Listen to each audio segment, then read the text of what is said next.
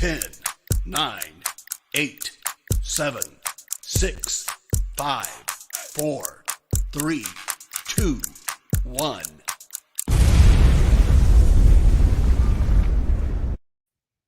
Good afternoon, friends of Lunch with Faride. Here we go again, one more beautiful Monday, one more beautiful week, and let's get this show started because today I have some tips for you on bringing on a whole nother level into your business.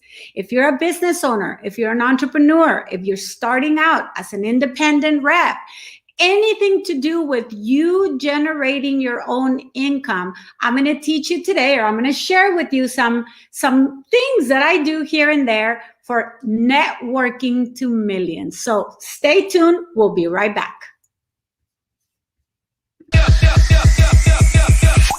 Nothing can stop me. I'm all the way.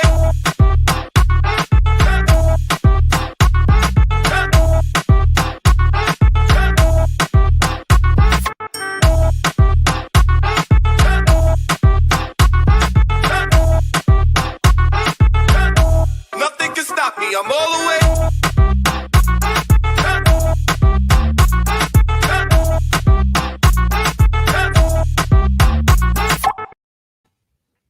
All right, well, here we are. You guys caught me unattended. But anyways, we are here in another one of our locations, another little studio. And hopefully all this white influence brings you some clarity into your head because today, and if you're listening, please give me a thumbs up or put something on the comment to tell me that you can hear me okay. All right. So today we're going to be talking to all those business owners, all those independent sales reps, the real estate agents, the insurance agents, every single thing that that it's your responsibility to bring leads, to bring opportunity. I will be talking to you today. So if you're listening and you have a friend that either owns a business, is starting a business, or maybe is struggling with a business, why don't you go ahead and share this to them and let them know to pay attention, because I'm going to be dropping some information that may be able to help you elevate your business to the next level. So happy Monday, number one. I hope that you're enjoying this beautiful sunny day. I'm in California, so to me, it's a beautiful sunny day. And well, we're here on a location. We're about to be filming for a business. Right after this, I got to head over there and film for this amazing local business in California. And, it just brought me this one topic. Why do businesses suffer to get in front of people? You hear it all the time, whether you're an independent representative, if you sell, timeshares, insurance, real estate, if you sell for any broker, any type of organization, it doesn't matter what it is. Maybe you're a paid sales representative. Maybe, kind of like, this is what I always say. Life is a sale. And I know a lot of people tend to go, oh, I can't sell, for the life of me, I can't sell even a pencil. Well, life is a sale. If you really think about it, if you are in sales, you know that you're going to learn certain techniques and certain things that will take you through life to negotiate for the rest of your life and everything that you want or desire. Do you agree with me? If you don't, I'll tell you what. So hopefully, I know there's a few of you that have already joined this live, and you know that, yes, you can watch this later, but if you're watching it live, I love for you to interact with me. This is what gives me the adrenaline to keep going. So if you're listening, if you are watching this live, let me know, what is it that you think puts you in a why can't you sell? What is it? What is an obstacle that you're facing to be able to sell, to just be able to, get out there and convince somebody that your product or your service is the best one out there? Tell me an obstacle that you face, and maybe together I can help you figure it out. But all right, so we got some people saying hello. Oh my goodness, hello everybody. So here's Jose Aguilar or Aguiar. Hi, Jose. We have Sal Garcia. Hi, Sal. Thank you for joining me today on this live. Yes, it says, love it, Faride. Success breeds success. You teach. That's right. We're going to teach a little bit about how to make it a successful, and I know you're a successful salesman, so I hope that you help me co-host this show today. And then we have Tony Moreno. Hi, Tony. How are you? I'm so glad that you are joining us today. Please tell us where you're visiting us from. We want to know where you're visiting from. And then we have Alex Catano, Alejandro, finding the correct platforms. Okay, that could be a challenge in its own. So let's talk about that. Let's bring Alex's point. Finding the correct platforms. Well, there's a lot of businesses out there that are very old-fashioned, correct?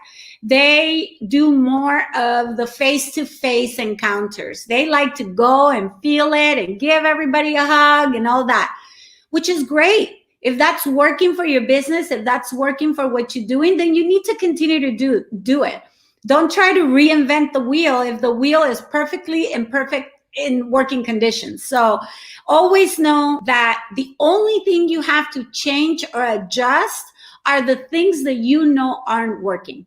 So what I would suggest is for you to find the correct platform is to find a trial of everything. So you can try that type of, interaction with clients face to face. You can try Instagram. You can try Facebook. You can try doing videos on YouTube.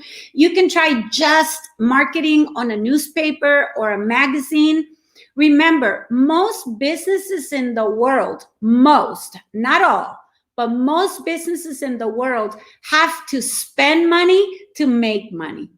If you don't spend the money, whether you spend the money in advertising, whether you spend the money in marketing, in events, in, people, the right people, because you may not be spending any money on advertising, but that's because you hire quality people to go do the legwork for you. Does that make sense?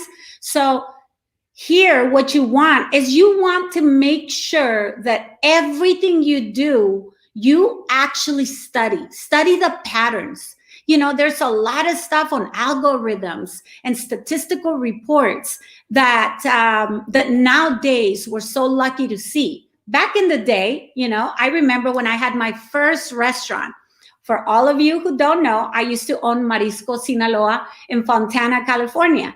And I was super young. I was starting out as an entrepreneur. It was actually my third business. My third business was Marisco Sinaloa. And I remember that there was radio stations and there was TV stations and local newspapers, the penny saver. You guys remember the penny saver? Back in the day, they used to come and target me, right? So their sales rep used to come, try to speak to the owner of the restaurant and offer me this advertisement program campaign. And I tried everything. I tried the radio, I tried the TV, and I tried the penny saver and the newspaper. But the one thing that I realized is that I never really had reports. I had statistics and I had their numbers of how many people they reached, how many people that, read their newspaper or watched their TV program or listen to their radio station. But I never really had the correct statistics of what the results of my own campaign was. So I was always basing it on a blindfold, but that's what was available back then. Today, it's a whole different game, you guys. You guys can make so much more profits if you just adapt to the times. So for instance, if you go on Facebook campaigns, and I'm not here promoting any single one of them, okay? Because I'm one of those. You guys know I'm a business coach. And through my business coaching, these are the things that my business owners pay me to tell them and guide them and keep track of, okay? So I'm giving you a freebie on my services that they're not free. So you should take advantage of this. So what I tell my business owner that I coach is, hey, number one, we need to have documentation on your target, what you're trying to target. So if we have a campaign that we're doing, if you're a business owner, if you're an independent contractor, and you're trying at the end of the day to get more leads to get the sale, right? So how do you do it? You reverse engineer all of this and you start tracking. So it's not going to happen overnight unless there's luck and unless there's a phenomenal campaign. But what you do is you try a little bit of everything consistently for a period of time, and you keep the algorithm and the statistics going. And then you find out and you shed away what didn't work for you, and you continue to do what works for you, right? So you have to spend a little bit of money, but then once you fine tune the campaign or the platform that works for you, then you just keep on doing that over and over and over. I have a friend that makes $100,000 a month, okay, in revenue. And you know what he does? He's had the same ad that has been going out on the same platforms for the past, I would say, 8 years, 7 years. And he's never changed it. He changed it once because he had a misspell, but that's about it. Other than that, he keeps repeating the same thing over and over. But it took them a little bit of investment to go in and invest to figure out what platform was going to work for them. So hopefully finding the right platforms, and I answer your question, and you understand that you have to spend a little bit of money, try everything long enough. I would say do not ever try something for less than 1 full month consistently.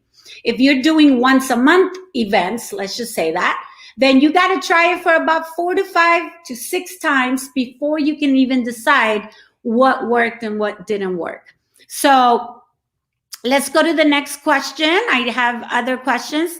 Let's see, Veronica Briseño. Hi, Veronica, how are you? So you're asking, one of the obstacles I have faced in fear of not being properly educated in products I am offering. Woo! Do I have a subject for you, Miss Veronica? Well, let me tell you something. You will never get that fear away from you if you don't start messing it up. You really got to mess it up. Once you mess it up, you'll learn your lesson. So the one thing I would suggest to you is just go for it. Here's a little discovery in my career that I have found. Even if I have very little or limited information of what I'm doing, I probably know more than most. And let me tell you why. People just, and I know what you're talking about. I know because I know what you do, right? You are in insurance sales, and hopefully that's the same thing you're asking me. But a lot of people do not know. A lot of people do not know what, even remotely 10% of what you know, because you're in the industry, you're constantly being talked about, certain products or services or features. So the number one thing I would suggest for you is work on your fear. Read books for self-development. There's some really good books, and I will post some of those books here in a minute.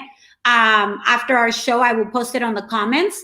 But the fact that you are afraid of messing it up, that just talks about how good you are, how persistent you are, how trustworthy you are, and probably you're somewhat of a perfectionist.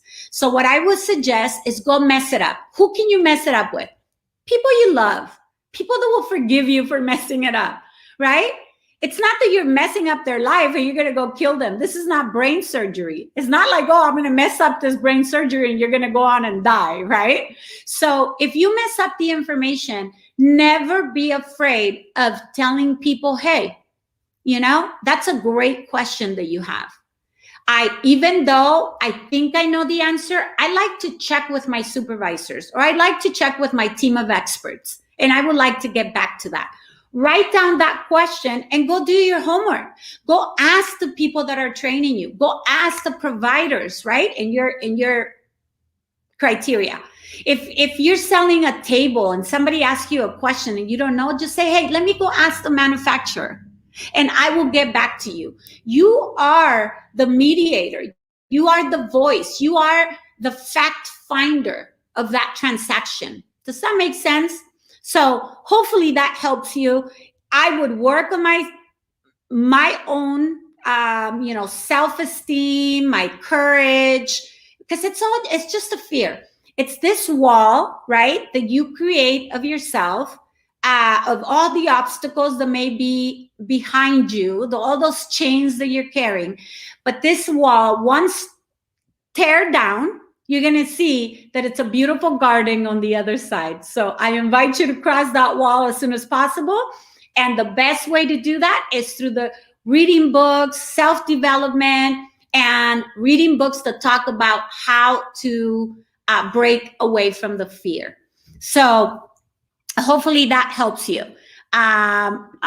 We have my friend Edna here. I love you too, corazón. Happy Monday. Yeah, that's actually a great response. Well, thank you. I'm glad that serves you. Okay, that's what I'm here for, to give you guys value. So next question I have for you. How do you, right now, what would be the ideal client for you? How do you identify your ideal client? Hopefully one of you guys can answer that question. How to identify an ideal client? I'll start by telling you. You need to find out what your niche is, right? Or niche. Somebody told me the other day, you say it wrong. And I go, I say a lot of things wrong. I'm an immigrant, I'm Mexicana. I speak 2 languages. And for my friends that don't speak 2 languages and they're always fixing my language, I go, hey, do you speak 2 languages? Right? My friends know who I'm talking about. But here's the thing. Back to my subject. If you have not identified your niche market, you need to. It's really important, because here's our world, right? Our world is compiled by millions and millions and millions and millions of people. So what you want is, you don't want to be the one trying to target those millions of people, because every, let's say, million that you're trying to target, you're losing 10% of your ability to go and then catch on your message. So what I would suggest you do is you first identify who you want to target. Very laser focus on who you want to target. So if you want to target restaurants, right? If that is your niche market, then you're going to go on, you're going to make a list of all the restaurants. You're going to start joining networking groups of restaurant owners. People that go to restaurant events, people that go to restaurant, expos, right? Why? Because you want to be in the networking game at all times.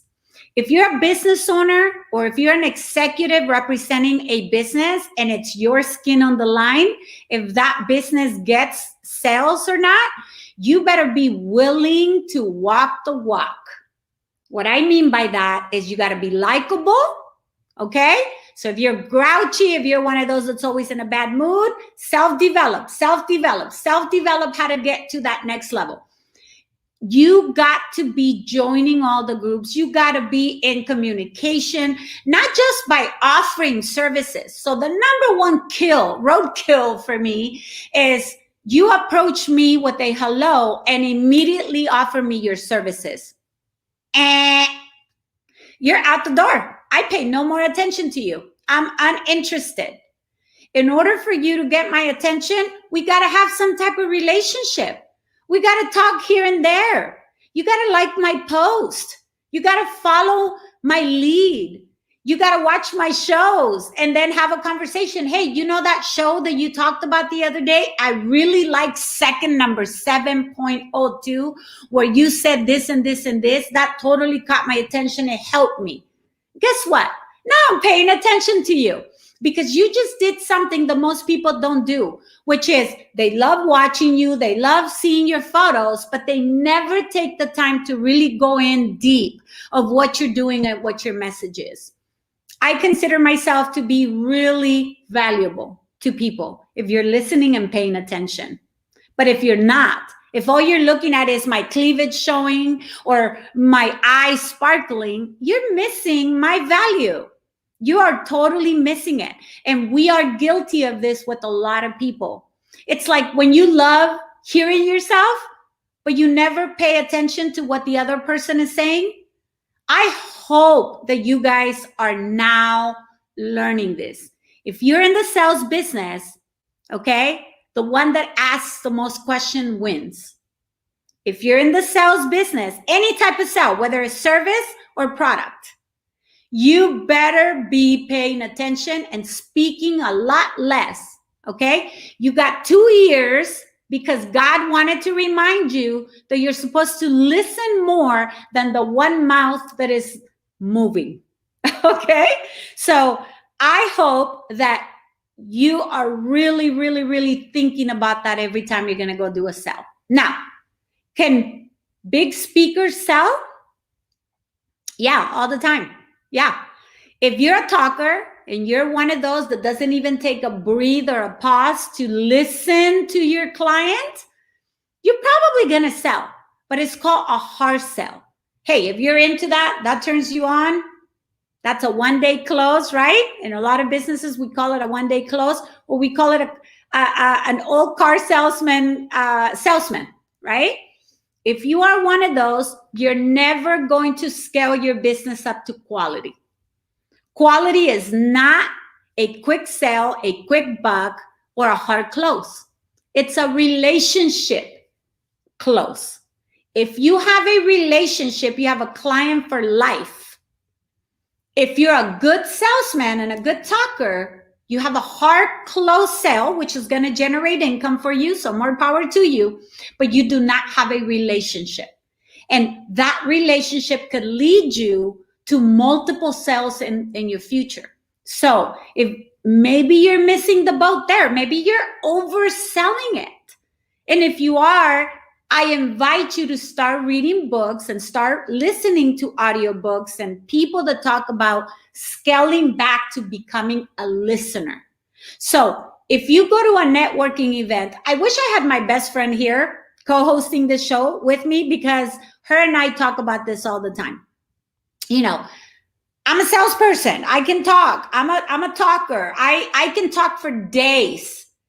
But when I'm with the client, I'm interacting. I'm never just talking. There's a purpose. There's a laser focus, paying attention to what my client goals and desires are. The one that's the most prepared always wins. You know, I was talking to a friend of mine over the weekend, and he was telling me, hey, I got this large client because I done my homework. When I talked to that owner and I wanted to get this large client, I already came with data.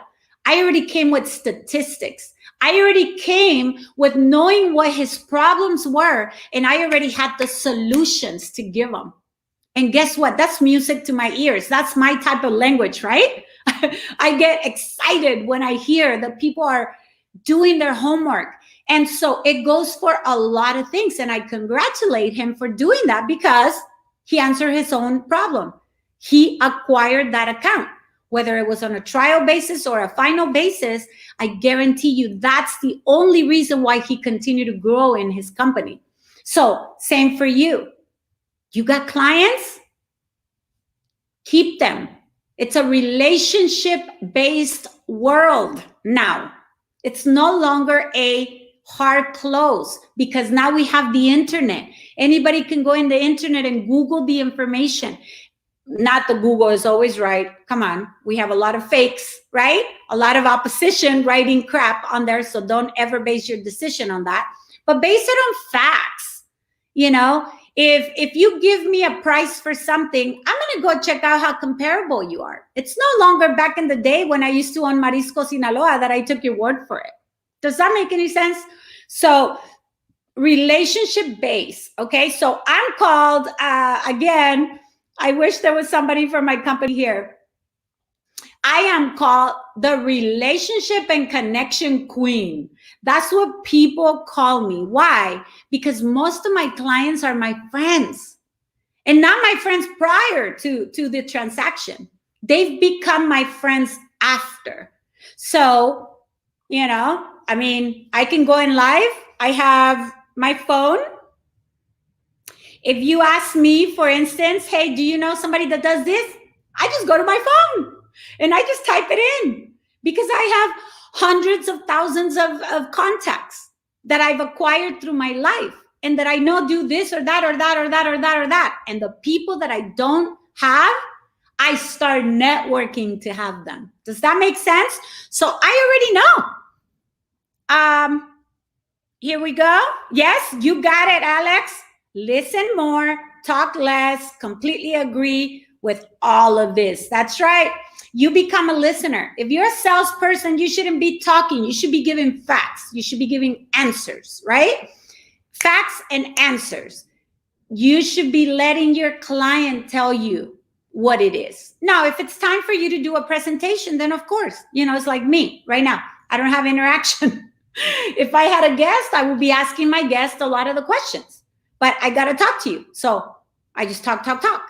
But if I'm in a transaction, in a lead generating transaction or a sales transaction, I am quiet. I'm the quiet one. I'm just asking questions, because if I ask questions, I'm in control of the conversation because I know where this is going.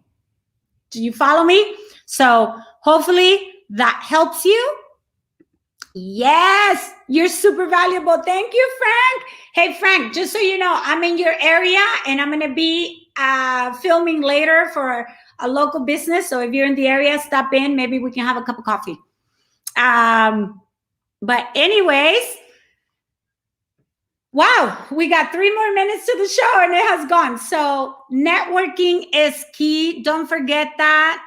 The one that can network to millions, right? Why? If you know that the people you want to target hang out at a specific place, you know, pay the price, go stop in, talk to people, introduce yourself. Do not sell. Do not. Just go make friends. Do not go with a business card. I offer this and this and this and this and this, and I like to get your business. Do you know how many times, you know, top tier business owners are getting, yeah. You guys get the point. Listen, I have a relative that owns a business, and she's owned this business for 20 plus years. And you guys know what kind of business I'm in. I'm a business coach, and I'm in the financial services industry. And finally, the other day we were talking, and I said, hey, you know, how are you doing on your employee benefit packages?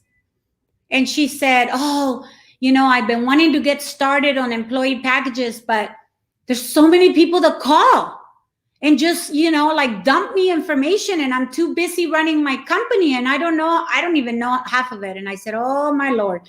I said, well, you do know that somebody from your family owns an agency that does employee benefit packages. I said, how come you haven't called me? I said, one of my agents would have already given you all the information. And straight to the point, because I know how you are. You're a straight to the point kind of gal.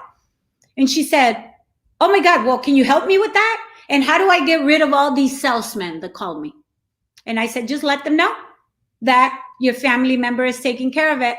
And you can give them my phone number and I will handle them. And so long story short is this is coming from a business owner that is worried about getting her business to the next level. She's not worried about saving a penny or $1 or $100 on an employee benefit package. So if you have the relationship with them, over playing golf, over a margarita, chips and salsa on a girl's day out, over, I don't know, let's go get our nails together, or over you just stopping by to her business and saying, hey, how you doing? Let me help you dust this off. They will tell you what they need. Do you guys get what I mean? So I hope you got that message about networking to millions. Networking is key to every business, whether you are a sole proprietor, whether you are an independent representative going solo, or whether you're a company and you're an executive at a top level that is responsible on generating leads. So we'll be talking more about that on businesses and how to get your business to the next level. If you need a business coach, don't forget to call me.